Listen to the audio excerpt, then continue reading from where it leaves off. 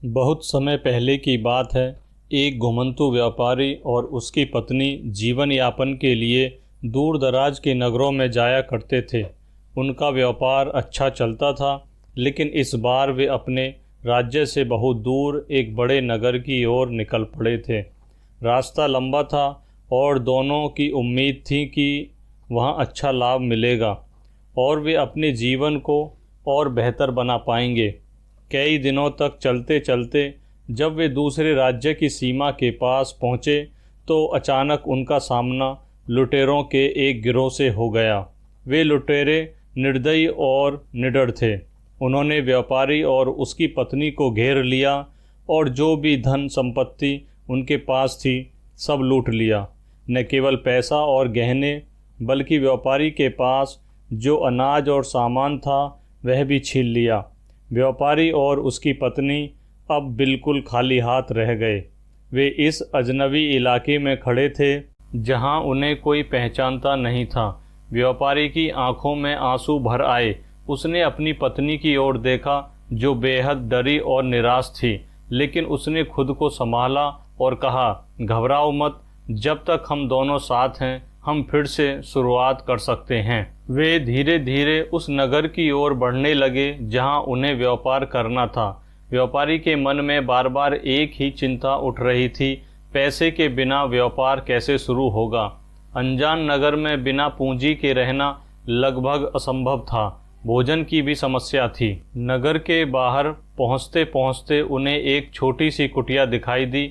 कुटिया के बाहर शांत वातावरण था। वहाँ एक संत विभूषण अपने शिष्य को शिक्षा दे रहे थे। व्यापारी के कदम रुक गए।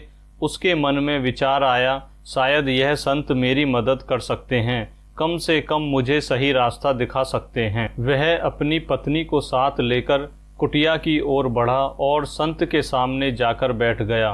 व्यापारी ने बहुत विनम्र स्वर में अपनी पूरी व्यथा सुनाई। महाराज, हम पर बड़ी विपत्ति आ गई है। लुटेरों ने हमारा सब कुछ छीन लिया है। हमारे पास व्यापार शुरू करने के लिए एक भी सिक्का नहीं बचा है।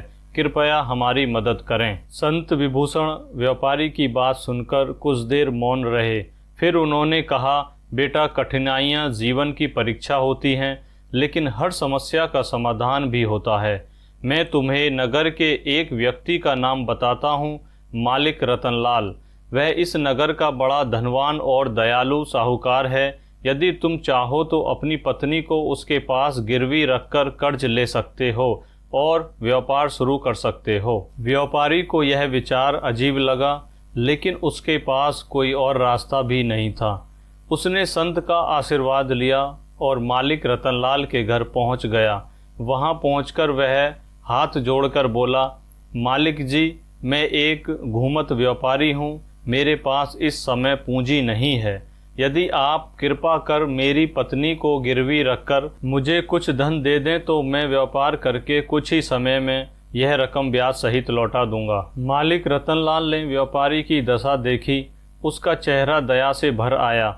उसने कहा, ठीक है, मैं तुम्हें कर्ज दूंगा, लेकिन ध्यान रहे जितनी जल्दी हो सके रकम लौटा देना।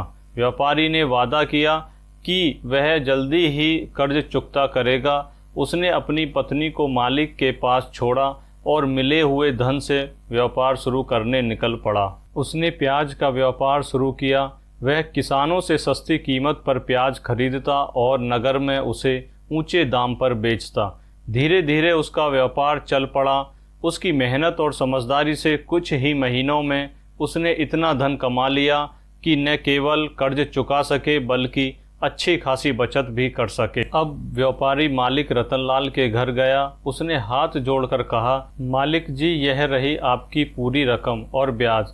आप कृपया मेरी पत्नी को मुझे लौटा दीजिए। लेकिन तभी मालिक का चेहरा गंभीर हो गया। उसने गहरी सांस लेते हुए कहा, भाई, तुम्हारी पत्नी को लेकर मेरे पास बुरी खबर है। 2 महीने पहले वह अचानक बीमार पड़ गई थी।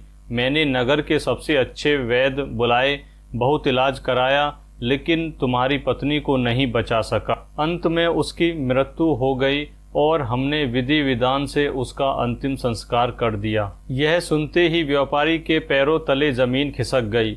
उसकी आंखें भर आईं, लेकिन कुछ देर बाद उसने खुद को संभाला और शांत स्वर में बोला, जो होना था वह हो चुका, होने को कौन टाल सकता है।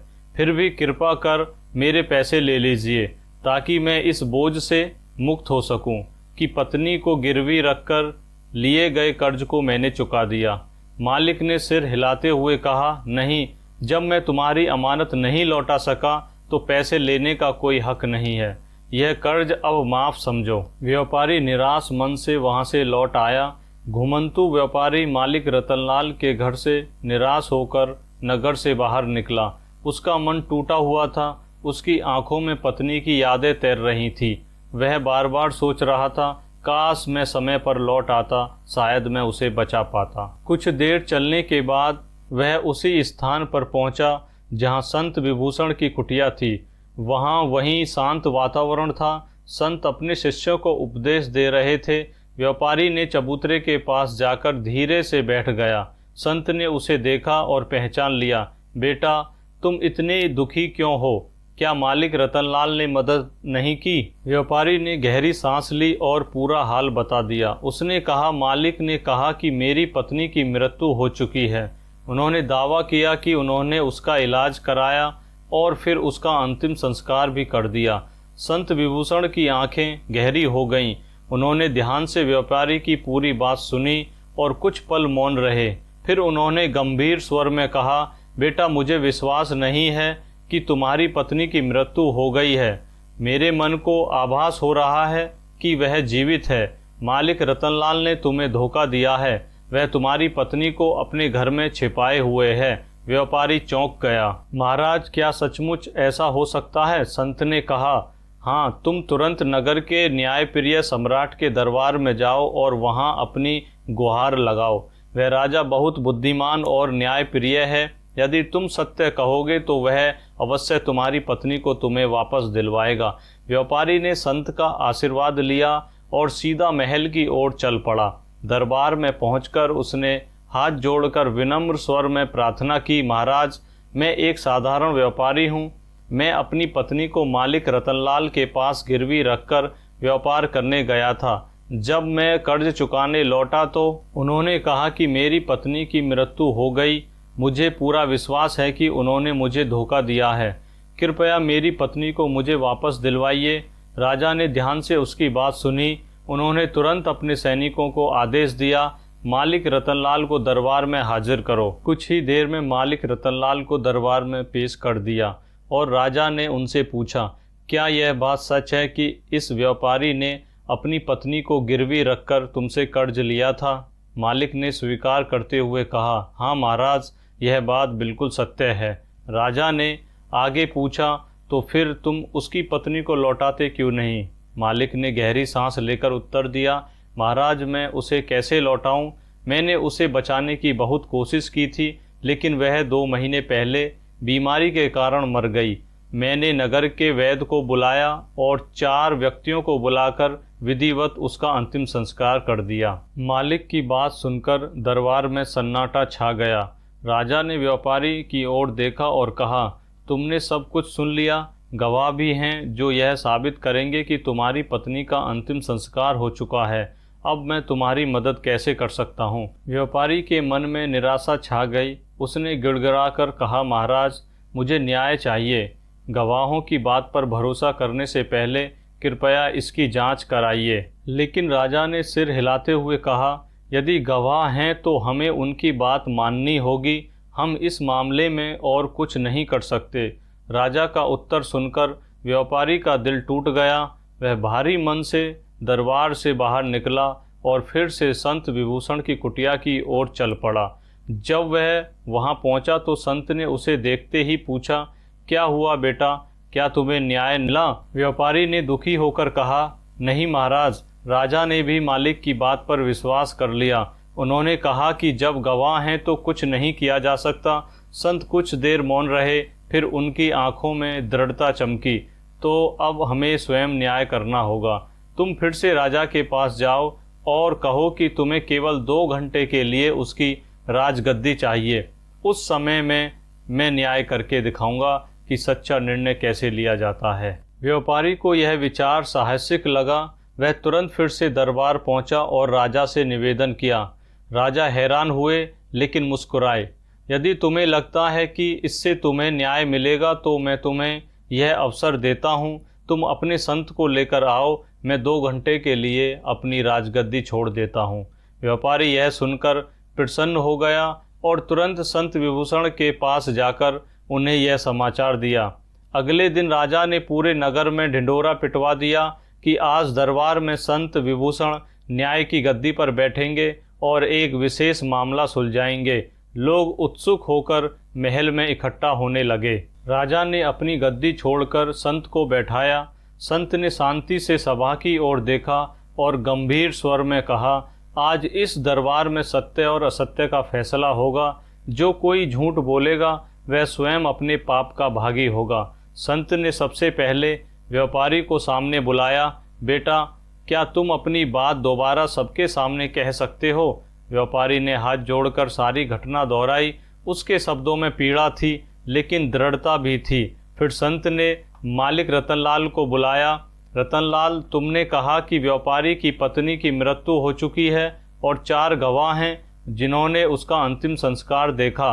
क्या यह सच है? रतनलाल ने आत्मविश्वास से उत्तर दिया, हाँ, यह बिल्कुल सच है। संत ने आदेश दिया, तो अपने 4 गवाहों को दरबार में बुलाओ। थोड़ी देर में 4 गवाह दरबार में पेश किए गए। वे एक दूसरे की ओर देखकर घबराए हुए खड़े थे।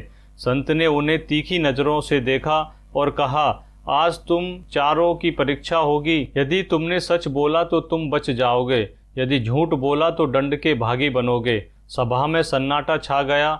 लोग सांस रोक के देखने लगे। संत ने पहले गवाह को आगे बुलाया। तुमने व्यापारी की पत्नी का अंतिम संस्कार देखा था? गवाह के माथे पर पसीना आ गया। उसने डरते हुए कहा, जी देखा था। संत ने गंभीर स्वर में कहा, यदि तुमने सच कहा है तो इस दिए की लो के पास हाथ रखो और शपथ लो। गवाह ने कांपते हुए हाथ बढ़ाया। जैसे ही उसने लो के पास हाथ रखा वह अचानक पीछे हट गया। महाराज, मैं सच कहता हूँ, मैंने कुछ नहीं देखा। मालिक ने हमें रिश्वत दी थी कि हम गवाही दें। सभा में हलचल मच गई। संत ने दूसरे, तीसरे और चौथे गवाह से भी यही प्रश्न किया। तीनों ने भी डरकर सच कबूल कर लिया। अब पूरा दरबार सन्न रह गया। संत ने गुस्से से रतनलाल की ओर देखा। रतनलाल, अब क्या कहना है तुम्हारा? रतनलाल का चेहरा पीला पड़ गया। वह हाथ जोड़कर गिड़गिड़ाने लगा, महाराज, मुझे क्षमा करें। मैंने लालच में आकर व्यापारी को धोखा दिया। उसकी पत्नी को मैंने अपने घर में कैद कर रखा था। संत ने आदेश दिया, सैनिकों, जाओ और तुरंत व्यापारी की पत्नी को दरबार में ले आओ। कुछ ही देर में व्यापारी की पत्नी को दरबार में लाया गया। उसे देखकर व्यापारी की आंखों में आंसू भर आए। वह दौड़कर उसके पास गया और दोनों एक दूसरे से लिपटकर रोने लगे।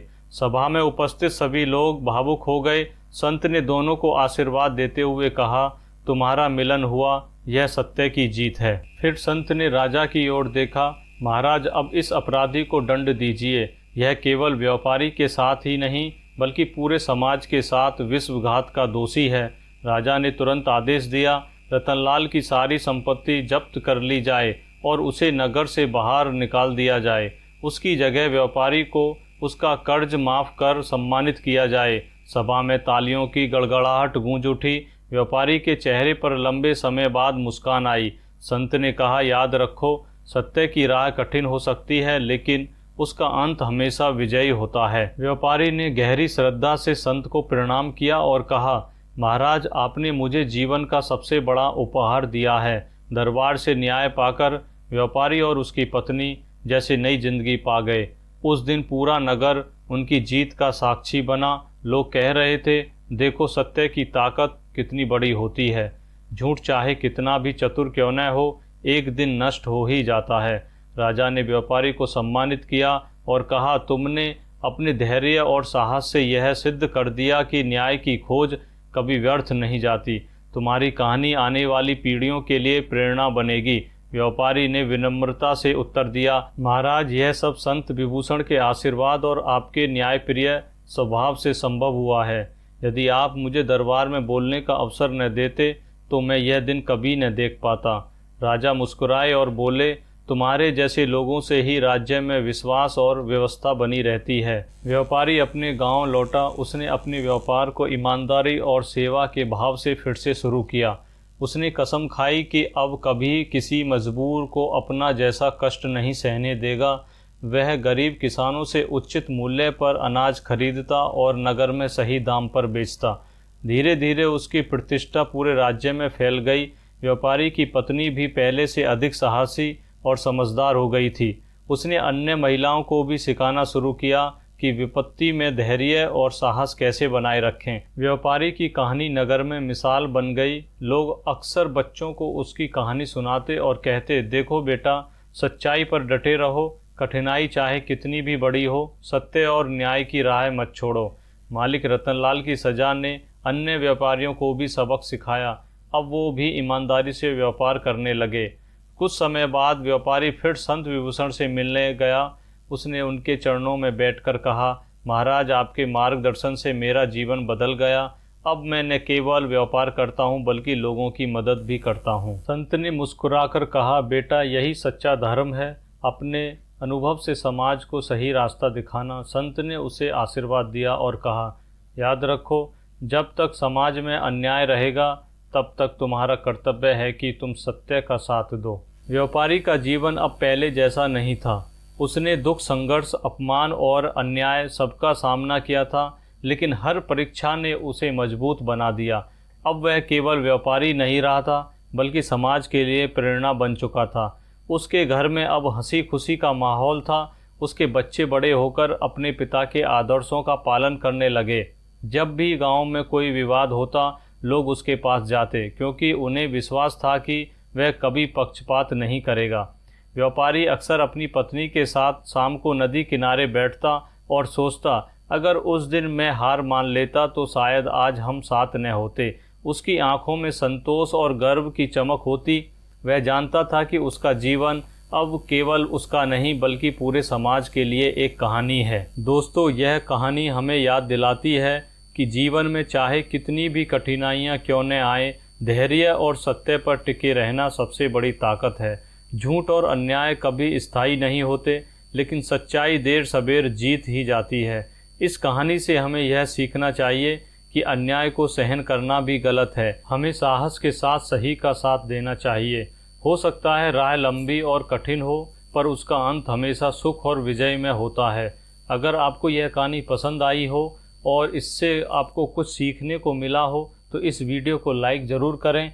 ऐसी ही और प्रेरणादायक कहानी सुनने के लिए हमारे चैनल को सब्सक्राइब करें और बेल आइकन दबाएं ताकि नई कहानी सबसे पहले आपको मिले। इस कहानी को अपने दोस्तों और परिवार के साथ शेयर करें ताकि वे भी सत्य और साहस का महत्व समझ सकें।